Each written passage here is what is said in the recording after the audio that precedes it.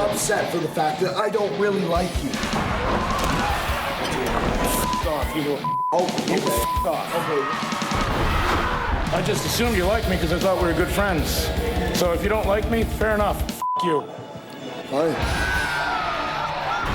These men are professional wrestlers, but this argument is no act. And I don't have to like you to be your business partner. I thought we were best friends. Well, In fact, it's the end of a friendship. So what brought on this end? 5 years of chasing a dream. In professional wrestling, that dream is always the pursuit of the spotlight. This is the story of a group of wrestlers, a 6-city tour, and the unavoidable clash of egos.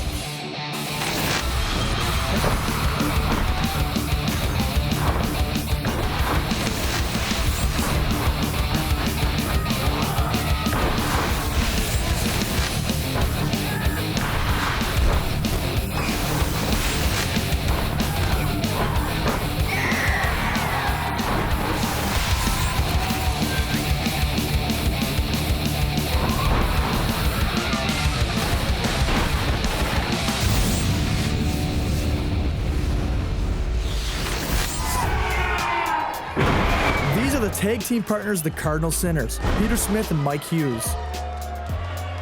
They are 3 dates into a 6-city wrestling tour from Atlantic, Canada to Ontario. So far, it's been a success. The winner! Right here! The duo have wrestled together worldwide over the past decade and are glad to be wrestling closer to home on this particular tour. Something they hadn't done in 2 years since the Wrestling Reality Tour. That tour was the focus of a television series that documented their lives as independent professional wrestlers. Rick Doyle and Gary Gallant were also featured. That's where they all met me, Greg Hemmings, the producer of the show. They all thought Wrestling Reality was going to make them rich and elevate them to stardom. It didn't. The show wasn't renewed for a second season. 2 years later, Pete and Mike were the only members of the group still wrestling. When we launched this series, Cardinal Sinners, we tried to get everyone back on board. Only Peter and Mike appeared in the first 3 shows of the tour, but Peter eventually convinced Gary Gallant to come out of retirement to join the remaining 3 shows. Rick, however, was a different story. He was a partner with Peter and I on the first series and tour, and is still a partner this time around. He took the failure of Wrestling Reality hard. It didn't make him rich or famous. In fact, during the filming of our first television series, his vending machine business shut down and he almost lost everything. Rick decided to stop wrestling and concentrate on making a decent living for his wife Diane and 2 children, Michaela and Zach. If there's one thing that the old man ever taught me is that you have to work for everything you got. So, there's probably other things maybe I'd like to do, but for the time being, this is a good, honest, hard day's work, and for around here, there's not a lot of jobs.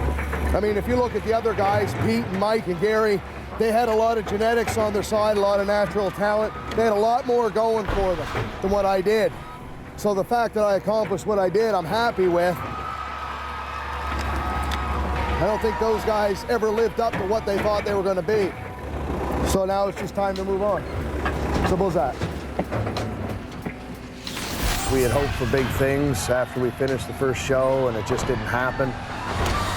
But anyway, when that all wrapped up, then it was time for me to get serious and put it behind me, forget about it, forget that dream, because it's not going to happen, and try to make a life for my family. So that's what I've done.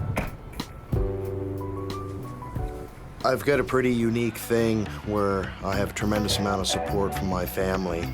And being a pro wrestler, my son and daughter mean the world to me. And I mean, my son has put together this scrapbook and documented my entire career. It means a lot to both of us, I think.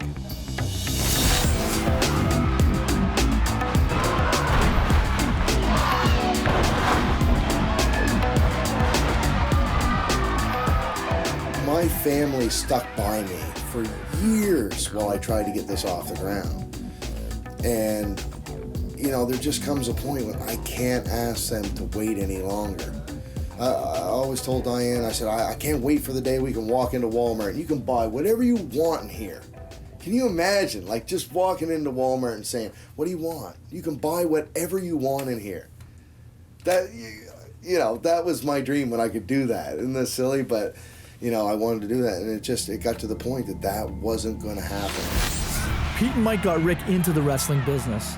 But after being out of the ring for close to a year, Rick started to resent the fact that Pete and Mike weren't following in his footsteps. I don't know what the other guys are doing. I think Mike's working in the cardiac clinic, pretending he's a doctor or something like he normally does. And Pete, well, I think Pete's probably doing his best to avoid getting a real job. You know, Peter knows that his career traveling around is over now, because I don't think financially, when he travels the world, and I mean, come on, the guy's so successful. I mean, as an independent wrestler, wrestling in 22 different countries, the thing is, he has to let that go and just say, yeah, man, like, I've tried things and I'm not gonna make it. Now I need to provide for my family. Convincing Rick to come back on the road was going to be difficult, but it was something that we needed to do. In the ring, Rick, aka Trash Canyon, really was an emerging talent. He could absolutely lose himself in the role and command a crowd. That puts people in the seats. And since he's a partner in this project and called us non-stop on the first 3 shows of this tour, his absence has strained every relationship. What am I gonna do, punch him out? He's this tall. We had just 3 days to get Rick to change his mind and get back on the road.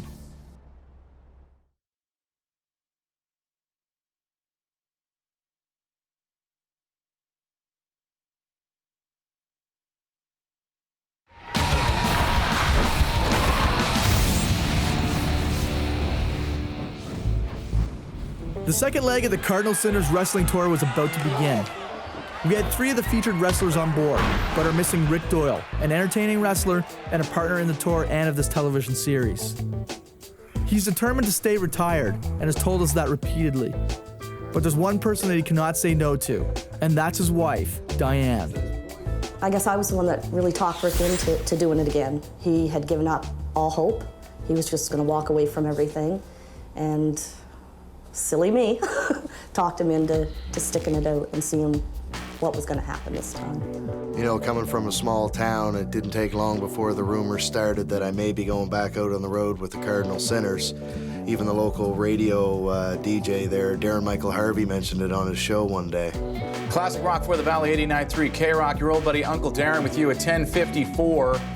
Now here's the story on my good friend Rick Doyle. Worked on a show called Wrestling Reality. Rumor has it he's going to be back on the road with the Cardinal Sinners, and now we get to see what comes next for Rick Doyle. Keep it on K-Rock. We'll keep you posted. My advice to Rick, brother, you're going. If he thinks he's not, he is kidding himself, because he's going to do what he loves to do, and that's wrestling. Perform. Be in front of people. Be a character, whether it be a good guy or a bad guy, however you want to look at it. Rick should be and deserves to be in front of people, and he will be. Yeah, man, I want to do it. But there you go. That's a damn ego, right? It's a damn ego. It's that side of you that just wants to entertain and have fun, saying, yeah, let's go. But if this is the last time we're going to go out, I'd like to just go out and have fun. It would be nice just to go out on a high note and say, you know what? That's it. It's a wrap.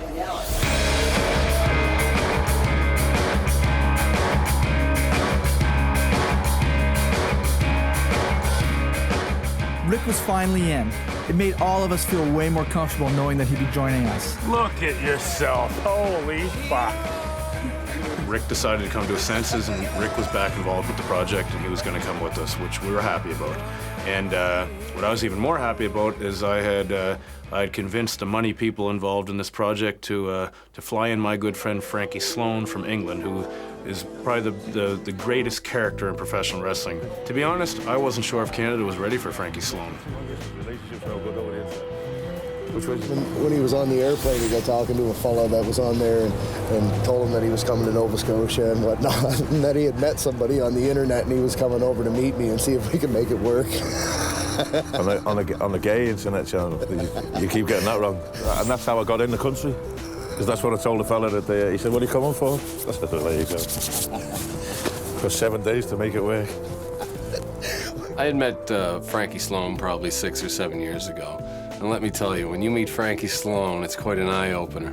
Frankie Sloane is one of the craziest, most insane people that you would ever meet in the wrestling business. He would do absolutely anything just to get a laugh out of the boys. Prince of Persia! I'm good. Could you fucking do that? Did you just batwing me? In all my life, I have never been batwinged. That is impressive. Can you do the goat? This guy is going to open eyes. You know, he'll do anything, he'll say anything, and everyone who meets him will love him. Finally, all the pieces of the puzzle were in place. We went from 2 wrestlers on the first half of the tour to 5 for the remaining half. While I was getting the crew ready for the road trip to Ottawa, the Sinners were getting their promotional photos shot in St. John, New Brunswick. We are about to get our still shots done because it's part of the production deal that for the network you need to have still shots. So we're at Mark Hemming's studio, and we're gonna try to see how much of a genius he is by making us look good. 1, 2, 3.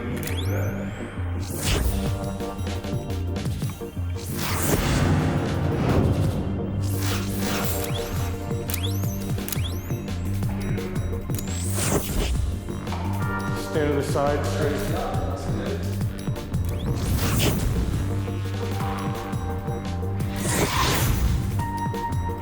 Flick your hair down, back up. Okay. That is incredibly. Oh, that's awesome. Can you do it again? You can see the bald spots. And Oh, fuck off. Sit in the middle. Have you got Photoshop? I do. That's all right. Fill that bit in. Feel like I'm hanging off from it. Do you want me to do that again? We just finished our photo shoot, and now we're about to embark on a very long drive to Quebec City. There's a storm coming in from the southeast that's right on our tail. Hopefully we can stay ahead of it, because if we get tangled up in the freezing rain and then there's snow to follow, we got big trouble. So we might not make it to Quebec City, which is why I'm a little stressed, because we should have been out of here a long time ago, but as usual, things took way more time than it should have. Pete was pretty adamant. He just wanted to get the hell out of there and hit the road. Rick was a little pissy. He was a little cranky that day for some reason, so it really started the road trip on the wrong foot. Oh, he always does that. It's go, go, go all the time. So I'm just trying to sit back and enjoy this and relax and just tune him out.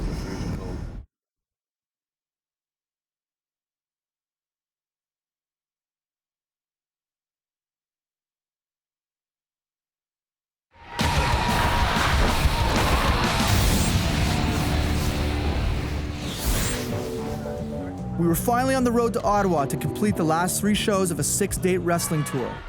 We managed to get all the extra wrestlers on the card that we wanted, including, after much resistance, my business partner and wrestler, Rick Doyle. There was still some tension in the air, but there's nothing like a little on-the-road humor to diffuse the friction. We had a 15-hour journey ahead of us to get to Quebec City.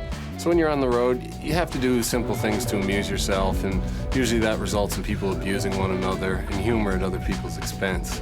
Having Frankie Sloane on this trip was definitely a bonus. There's nobody more fun to be around than Frankie Sloane on a long road trip. And the fact that he was abusing and making fun of Peter made it even more funny for me. Give me some Peter Smith shot. Okay. I'll fire off the emotions you do. Happy. Alarmed. Overjoyous. Here's my best Frankie impression.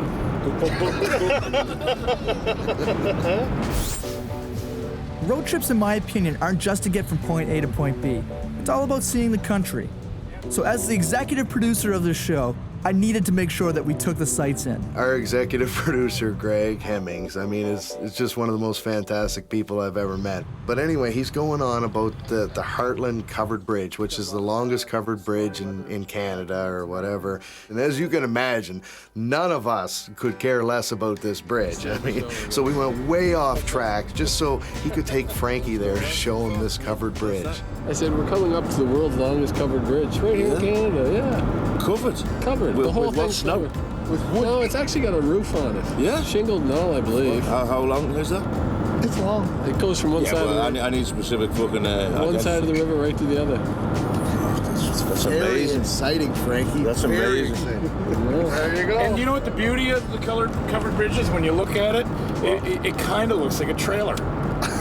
It does. It kind of looks like a trailer. Greg's like captured the covered bridge. Like a group of wrestlers driving through are going to be interested in the covered bridge. Who Nice gives one, a Greg. fuck about a covered bridge? Yeah. Go burn it. Nice one, Greg. Mate, I can't wait for the covered bridge. I'm actually, this is actually a big bonus to me. I didn't realise that when I came over here. Like seeing all the lads is good and that, and come and see a new country and stuff. But to actually see the covered bridge, the biggest, longest covered bridge in the whole of Canada, I can't describe how excited I am. In the whole world, I cannot describe how excited I am right now. Okay, guys, I've got some very bad news. I just took off the exit towards the Heartland Bridge. And the sign says that the bridge is closed.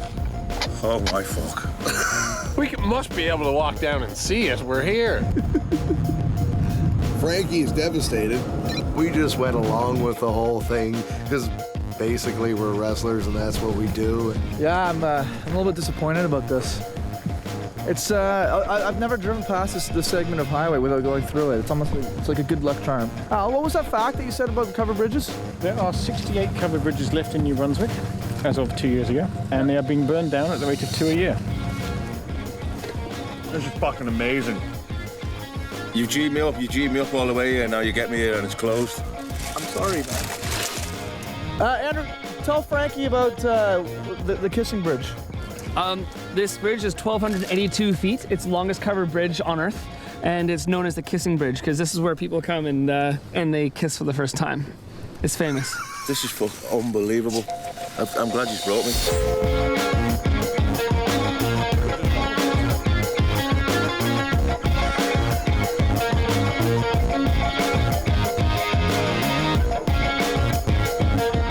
The gayest thing ever. I'm not kissing you on the lips. Why? He did. I don't care.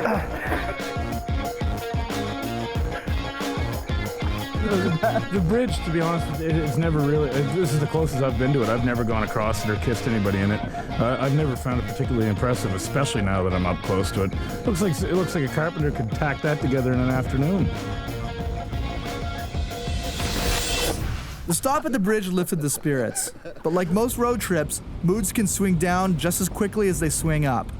And when 5 giant wrestlers are crammed in a van for a long period of time, conflict is bound to arise.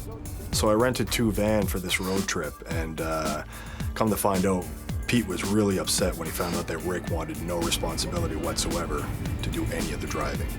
It's about, I'm going to say 1,400 kilometers each way. Generally on a trip like this, there's 5 of us in the vehicle. At least 3, maybe 4. I can understand Frankie not driving because he's from England, and Mike, his license is suspended right now. And I asked Rick, I said, did you submit your license? And he says, no. I said, why not? He says, because I didn't feel like it. And, this is where he could have been valuable, but it's just a very selfish act, and I don't think anyone's too pleased about it.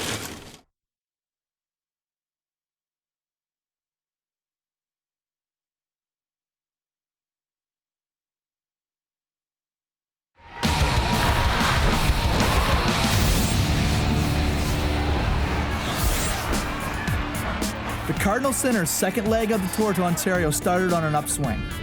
The camera crew and the wrestlers were having fun on the first few hours of the trip from St. John, New Brunswick to Quebec City. It didn't take long for the spirit of the trip to shift, however, when one of the wrestlers decided he didn't want to contribute to the driving duty. No, I don't care. I don't want to drive. Simple as that. I don't like driving, so I didn't want to. If they don't like it, too bad.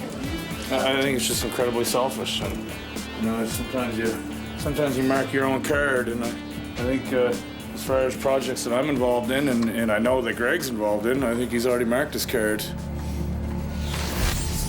We managed to beat the winter storm and arrived in Quebec City, one of the most beautiful cities in the country. Everyone was pretty excited to be here, get out of the van, and maybe have a few drinks downtown. Everyone except Rick. The last few hours of the road trip put Rick into a real bad mood. Fuck off, Peter. And no one could understand why. Well, we've just arrived in Quebec City in what I would consider a very pleasant day of good company, with the exception of Rick Doyle grumping the whole way and not talking, just being grumpy. And I've heard now that he's had enough of it, although we've just got here, we've just been on the road a day, and he's had enough of something. And rumor has it that he said he might just get catch a flight home tomorrow. If you don't want to be on the road and be a wrestler, don't be on the road and don't be a wrestler. It's that simple.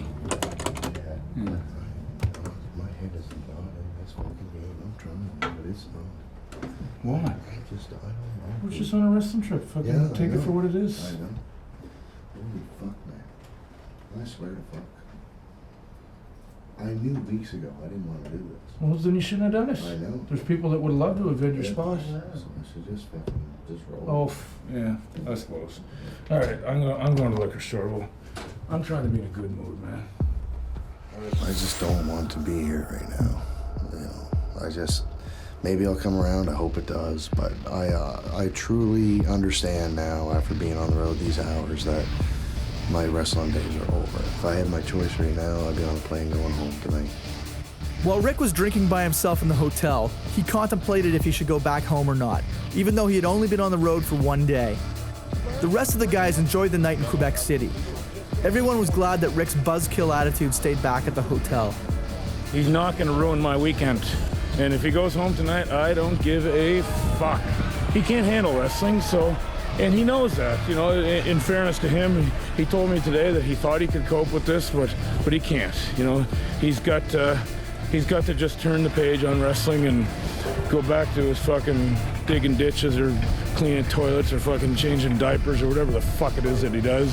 Rick and Pete had been friends and business partners for more than 5 years. In fact, Pete got Rick into the wrestling business in the first place. They both believed that they could become rich and famous by wrestling. But it was becoming clear to me that this was the fork in their road, professionally and personally. What the rest of the Cardinal Sinners didn't know was that the tension between Peter and Rick wasn't the only conflict they would have to deal with over the next few days. Former WWE superstar Al Snow was going to be on the card for the 3 Ottawa shows. What Al Snow can bring to the table is a wealth of experience, knowledge, and drawing power. But from the assumptions of an inexperienced wrestling promoter, all that the Cardinal Sinners presumably can bring is nothing but extra bodies into the ring. Extra bodies that need to be paid. I'm not gonna be cheap, don't worry about it. Okay. When misguided assumptions like this are made, a disastrous clash of egos is a guarantee. He's telling me he wants more money. What an arrogant monster.